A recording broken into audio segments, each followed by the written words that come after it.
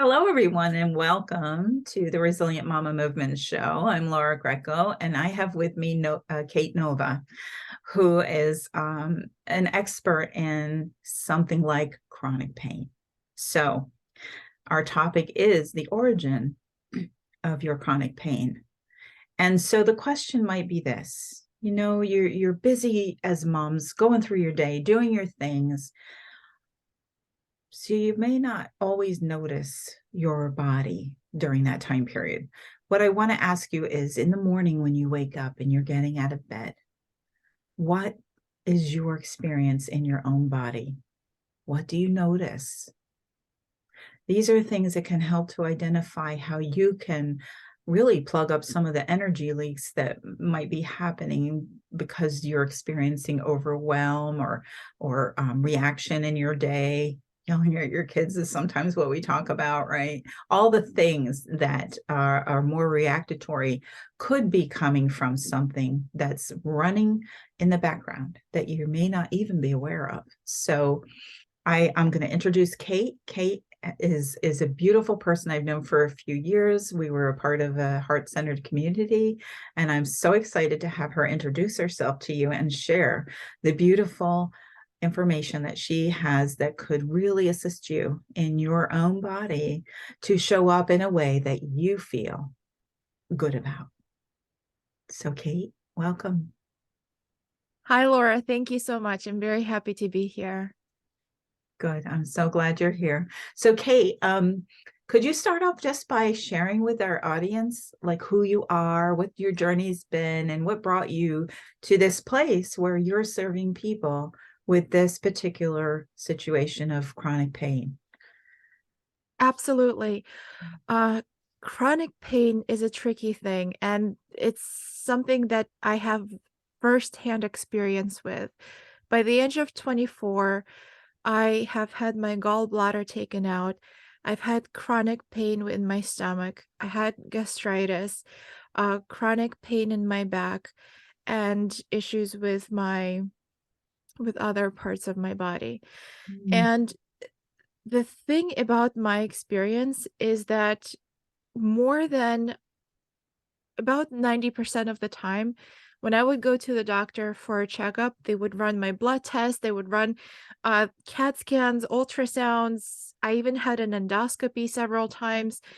And my doctor would look at results and say, there's nothing wrong with you. You're healthy. And and they would be like, well, get some rest, try to get some sleep. And nothing against doctors at all. I love medicine. I love science. And at the same time, those specific experiences made me feel invisible, unheard, and they made me feel like there's something wrong with me.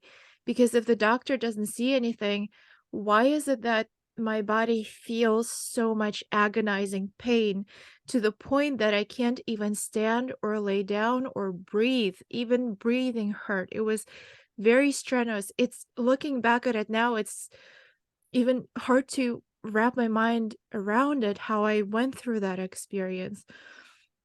And it was real. It was real to me. But having doctors tell me that there's nothing wrong with me ultimately made me question myself. And so that's a bit of my background with an experience with chronic pain. But ultimately, I came to work with it because I realized through a lot of trial and error, a lot of learning, a lot of self education, that chronic pain is not pure biology, it's not pure physiology. Chronic pain is idiodynamic. What does idiodynamic mean? It means that idio is idea and dynamic is movement. So chronic pain origin comes from your mental state. It's psychobiological in nature. Mhm. Chronic pain is moved by your mental and emotional state, which we can dive deep into more, Laura, if you'd like. But ultimately, the uh, that's the description of it in 10 seconds, if you will. Yeah, Thank you. Thank you. I want to highlight a few things because I'm sure our audience can relate to this. If you are having something going on, the hardest thing to experience is not being seen by who you're seeking professional help from. And it also can be like, I know I went to a doctor too for something and was told to go on, he wanted to put me on Valium, right? I was a mom already of two children. There was no way I was going on Valium. But because I was experiencing something in my body, he decided that the thing I needed to do was to have Valium. Well, that didn't happen. But how Thank many, God. how many, could you imagine?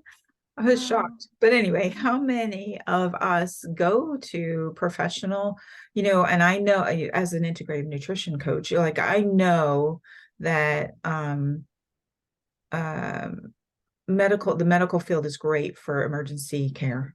They are fantastic if you're having an experience that's acute, if you will. But the fact that they were not able to find it says there's more, and that feeling of loneliness, that feeling of isolation and not being seen can be so challenging. So this work that we're talking about today is really important, because if you're a mother and you're trying to raise your children and be there for them and be that pillar for them, and you might your household, your work, your whatever, and you've got this, and then on top of that chronic pain you have this story going that, oh, there's something wrong with me. Well, yeah, that's why you went to the doctor, right? But that doesn't mean you're broken. That just means there needs to be a deeper answer to what you are looking for. And our culture hasn't explored that quite enough yet. But I think it's a rising awareness. And it's trickled through the years because I've read older books that address this, but they're not as prominent as we would like to see that. So, okay. So you did certain things to help you. So we talked before all of this, and we talked about like a little bit about like what happens when you wake up. Like could you explore more about what happens if you're running in this chronic pain? And we talked about the feelings of trying to seek help, but what happens when we're not finding the help and we're so busy? Like what is that doing to our day? Mhm. I think it's easier to think about the things that don't happen during the day. And the Okay. things that don't happen during the day are you feeling fulfilled, energized, present, you feeling alive.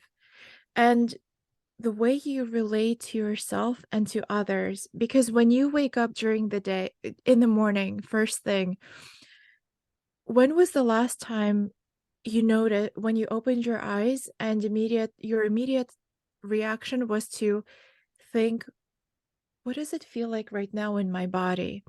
Because oftentimes when that alarm goes off, or for mamas, if your kids burst through the door and like start jumping on bed and like, Mom, I want breakfast, and I want this, and where's my homework? You don't have time to even have a second for yourself to look within and feel into your body. Uh, a lot of times the mind goes into, okay, today's Monday. I have to do this. I have to make that call. I have to send this out. I have this due at work. Mhm. And our mind immediately goes outward oriented, others oriented. And if you already have some kind of pain, if you have discomfort that has become so consistent that it's now part of your life, Mhm. and somewhere in your mind you've decided that this is how things are, this is how I am, this is how life is, that or maybe you pop a few aspirins or Tylenols and just call it a day and then go around about your life. Mhm. There's more to life. There's more to being better, to being more present and focused. Because the way that this unaddressed issue maybe even unacknowledged issue presents itself in your life is frustration, irritation. When somebody says something and you just snap back at them, and then you feel in your mind like, oh, why did I do that? I didn't mean to say it that way, or maybe I should have said it the other way. And now it causes this cycle of guilt, of maybe shame, of regret. And it keeps repeating with other people within yourself. And then it's a waterfall effect because the origin is you, and whatever is going on within you, good or bad, it gets it gets trickled down to outward, outside of you, to everybody around you, to your kids, to your partner, to your friends and coworkers. Yeah. Yeah.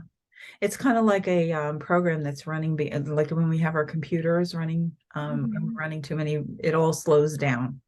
Mhm. And sometimes it shuts down or Yeah. it won't load or whatever. That's sort of how we're living our life when we're living with that undercurrent happening. Yeah. Yeah.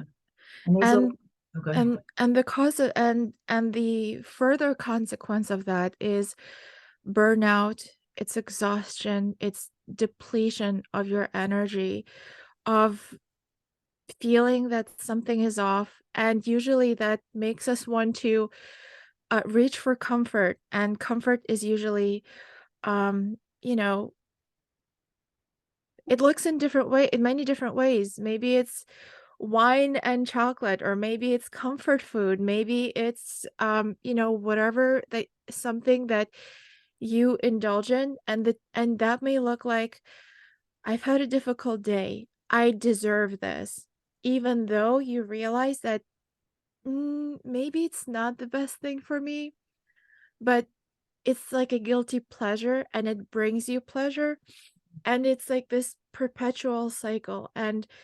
Um and there's nothing wrong with it, there's nothing wrong with having a glass of wine, there's nothing wrong with eating something or doing something if it's once in a while, and if you're not using it as an escape from something. If you're truly doing it to enjoy it, there's a distinction, and it's a micro distinction. Yeah. If you're running away from something, or if you're just doing it out of sheer enjoyment of it. Right. It kind of reminds me of, when you run out with the kids to get an ice cream, like that's a fun thing to do. But if you're Mhm. sitting in front of the TV alone, right, and binging on the ice cream, for example, I'm using that as an illustration. Now we say, "Oh wow, what's going on? Why did you feel this way? What's sweet that's missing in your life that you turn to, for example, the ice cream? Right. It just looks different. You don't go out for ice cream maybe every day with your kids, but you experience the fun of it during periods of time, right? Yeah, I think that's what you're saying, right? Yes, absolutely. Yeah, yeah, and I know I've experienced chronic pain too, and what is interesting is when it was necessary to break a pattern, but first to recognize the pattern and then begin to break it through something else. Mhm. First is acceptance or awareness, and then providing the habits that can support the body. So you mentioned, I forgot, oh yes, you said biology follows energy. Yes, So can you elaborate a little on that? 100%. Thank you. So we're physical, biological beings. Our bodies are biological mass. Mhm. And we also have energy. What is energy? It's our thoughts, it's our emotions, it's our psycho-emotional state. Mhm. And from ancient times, back when there were healers and wise men and women and medicine women, they already knew back then that ideas and words have an impact on a physical experience of a person. And now, all these years later, it now has been proven scientifically. There have been many studies, and the impact is the connecting link is our endocrine system and our nervous system. Because when you go out and let's say somebody says something to you, and that phrase or that sentence that they say to you, it's an idea that is now being sent into your mind, and whether you receive it or not, it creates an impact, and the impact is your body is now releasing a set of hormones that are impacting your physiological state, and ultimately your body and your organs and your entire organ system. So that is the link. Now, um, when I say energy follows biology, it's because our bodies follow whatever state we're in. It's not the other way around. Our hormones cannot tell us how to think, they cannot give us ideas. So, whatever is in our mind, whatever is in our emotions and our subconscious is ultimately what's going to be reflected in our physiological state. And there is a there is a psychobiological matrix that is in the background, and it's think of it, the matrix is a net of your physical existence, and whatever is being dropped into it will make the difference between having pain or having freedom and vitality.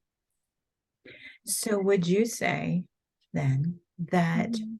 the physical body is actually a spokesman for us to It's a what? spokesman for us to become more aware of the other parts of us that we're not necessarily seeing? Absolutely. I really like that analogy. So our body is ultimately our guide to whatever is happening on the inside. And whatever pain we experience, whatever our body is telling us, Mhm. it's showing us to something that we are consciously not addressing. The distinction, so I'm a hypnotherapist and I work with chronic pain through the frame of hypnotherapy, of working with your subconscious mind. And our conscious mind, it's our thoughts. Like right now, Laura, you and I, we're both in our conscious mind. Our subconscious. So historically, hypnotherapists, mindset coaches, all of these experts, they talk about subconscious as this vague construct that's somewhere in your mind or somewhere in the, cloud or ether or something non-existent. In reality, our subconscious is our body, because when you think about it, our muscle memory. Why do all of the most successful people say, if you have a goal, write it down? Don't type it, take pen and paper and write it down, because there is a connection between what you write and then the link in your brain. So, what is the connection then? It's not about the act, it's because that's how you connect your conscious and your subconscious. Whatever thoughts you have, Mhm. when you write it down, you're telling your subconscious, Mhm. and your subconscious is your body. So you're planting these ideas into your body. And when you have chronic pain, when you have disease of any kind of disease, Laura, I will tell you 99% of diseases are, so 1% of diseases are maybe genetic, or maybe they're some trauma related, something that needs surgery. Let's say somebody, broke a bone or somebody tore a ligament. That's something that happened to an actual structure in your body. Everything else ultimately has an origin in your idiodynamic space. That's again where the psychobiological connection comes in. Like it's fascinating, it's mind-blowing how it works. But your body is your subconscious. It's not something out there. It's not like on the 10th level of your gamma waves in your thought brains and brain waves. It's Mhm. your body. Awesome. So I'll just touch on this because I think this is a good place to say this. So there's two ways of connecting with our body, isn't there? There's this sitting quiet and just noticing, breathing, like taking the body scan. And then there's activity, right? That gives us a chance to work through things in a physical way, which also can connect us to our body. So whether it's writing or moving or, whatever it is that helps us for some people to just sit feels like not enough or like it's scary. So sometimes moving first and then, would you agree with this? And then having the sit can also help us to connect in. Absolutely. There are so people have different experience, and having awareness of that is crucial. Because I have worked with people who for whom meditation and sitting quiet works beautifully, and they have these great insightful realizations. They're able to connect, they're able to notice their physical experience. And then there are people for whom it doesn't work. For example, people who tried meditation and they come out worse than they were before. And at first, that was during the early days when I was starting my work. And then I realized that if a person has had some kind of trauma that they haven't healed or worked with, meditation is not going to work for them. And sometimes sitting quiet for them can trigger a traumatic response. That's why there are some people who constantly need some kind of sound stimulation, something in the background. That silence terrifies them. And then Mhm. there are people who love silence. So it really depends on your individual internal landscape, of your psycho-emotional landscape, and the blueprint of your mind and of your emotions and your experiences. And I think that's why having an individual one-on-one approach is so important, because and especially to work with somebody who, because when you go to a doctor, they see you for 5-10 minutes maximum, and then they move on to another 50 of their patients that they have during the day. Like, in all honesty, I have so much empathy and admiration for our doctors, because they're forced to work with the bureaucracy and just the culture that they currently live in, because there's so much expectation on them. So it's not really their fault that they're spending so little time with their patients. It's just the system is broken. That's why us as individuals need to take responsibility, need to take charge of our own wellness and of our own experience, and need to seek help from qualified people who have experience in in help in resolving the issues that you may have Right, on a deeper level. on a Um, deeper level. yes, and through doing this, we're opening up the door and the opportunity um, to I don't want to, yeah, break old patterns of Mhm. being because we're healing from within. We have an opportunity to teach our children as resilient moms, like avenues of being with ourselves and our body and communicating when things are a struggle. All these things and resolving, or finding paths to move through things. Mhm. All this is so important. So a mom who takes that initiative to to care for herself in this way is, first of all, it's not selfish. It's actually essential Mhm. for their well-being as well as their children. But I will go on to say that even the whole planet, honestly, because we are invited constantly to be looking outside of ourselves. We have the news, we have and I'm not saying we shouldn't be informed, but my goodness, it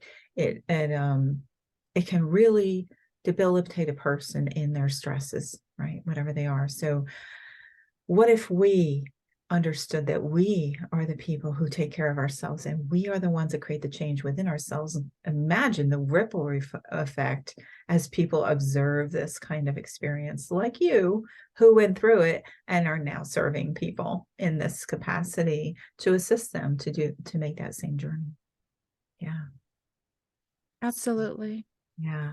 So I invite you to, I know we're coming to a close, so I want to invite you to let people know how they can reach you and what your services might look like for them if they wanted to know more about coming to Yeah, you.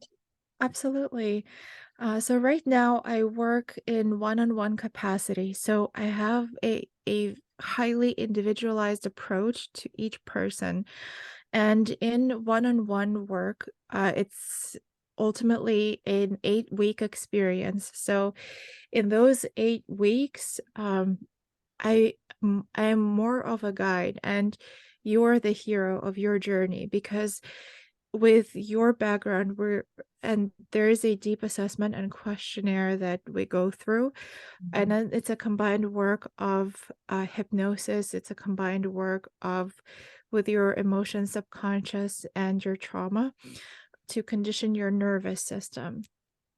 There is a specific root cause analysis. I'll give you one example. Maybe an example might be easier, might be better to understand. I have worked with a woman. She's 47 years old. She has 2 children. And when she came to me, she has had chronic pain for 5 years. Um, the chronic pain was she had headaches and migraines. So it was a combination of chronic headaches, migraines. She would always take aspirin. Now, when she first came to me, I asked her, okay, well, what have you had to date? What have you done to resolve this headache and migraines? And she said, well, she's been to doctors. She had an MRI of her head. She had multiple blood works. She monitored with doctors, and everything was clean on paper. Like there were no physical abnormalities within her body. Um, but the headache was still there, and to the point that she would literally be inside of her bedroom, like indoors, for days at a time, 1, 2, 3 days. It would just knock her out, and that means that the load would fall on her husband. So, watching for kids, like picking them up, dropping them off, um, things like that. And when we started working with her, uh, we uncovered during the process that uh 7 years ago she was going through a life change, and she was going through career change. And so there was a period in her life where she was inundated with a lot of stress, and her subconscious has decided, and that's how our mind works. Our subconscious is designed to protect us. And during that time, she pretty much didn't have any rest at all. So that was her defense mechanism. The headaches kicked in, and whenever she would have headaches, she would rest. She wouldn't do anything, like she would be debilitated. So that's to show you the elegant simplicity of how the things in your life and your experiences can create long-term impact in your body. And we had to do some deep work with her subconscious, with her past experience, and ultimately we're able to get rid of her headache within a few sessions. So I worked with her in 4 sessions. It was 4 weeks. We had a session every week. Um, and she hasn't had any headaches. I had a 6-month follow-up with her, and then I had a 12-month follow-up with her, and headaches haven't come back. That is awesome. Yeah, headaches, migraines, they're a big thing. Very. And I would say there's a rising prevalence of autoimmune Hashimoto's, a lot of these things. And I know this is all also connected with trauma experiences or back experiences where so trauma doesn't necessarily mean something like horrible happened. It could mean the way we we understood the situation. If we were a child, for example, the way we experienced something may have caused a traumatic response within us that carries in our bodies as we go in life, right?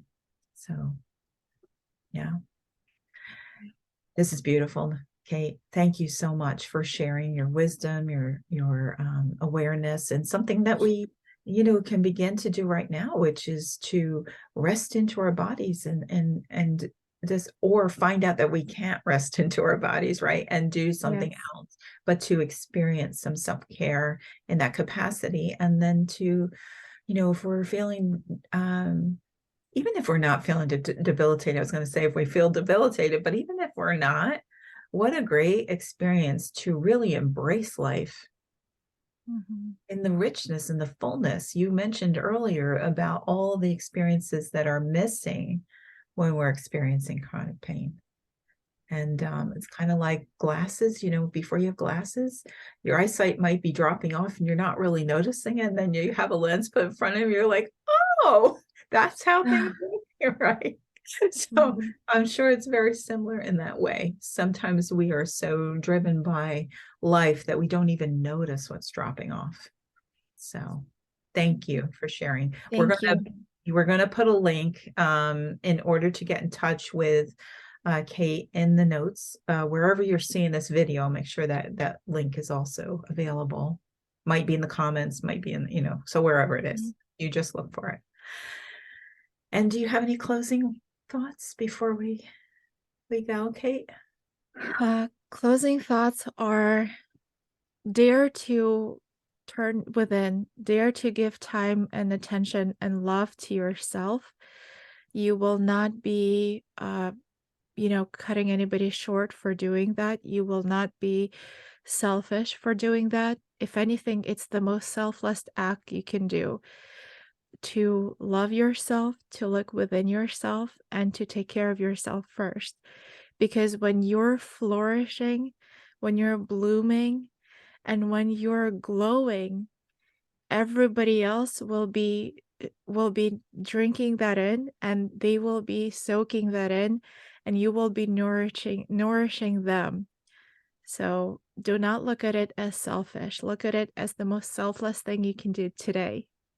Absolutely. And if I could just highlight an illustration in a physical way, when we clean ourselves up and brush our teeth and all this, we go out into the world feeling clean and people are comfortable around us. If we're not taking that kind of self-care in a physical way, we kind of stay back from people, right? We kind of don't have that connection and relationship that we would love to have. So doing it in a physical way is awesome. And doing it in an internal way is even more awesome, because it shines that light, that divine energetic light within us, just spews out and shares. It's been shared with everyone then. Yeah. So thank you. Yeah. Okay, everyone. Thank you for listening. I hope you find this helpful. Please find Kate Nova if this is something that you want to know more about. And we'll just see you next time. And in the meantime, remember, every child in our experience simply wants to be seen, heard, and valued for who they are. And I will invite you to understand that that's also what you want. And so start with yourself by seeing yourself, hearing yourself, and loving yourself, so that you are a full bucket that is overflowing and can share it with everyone you know. So love to y'all. Bye, Kate. Thank you, Laura. Thank you.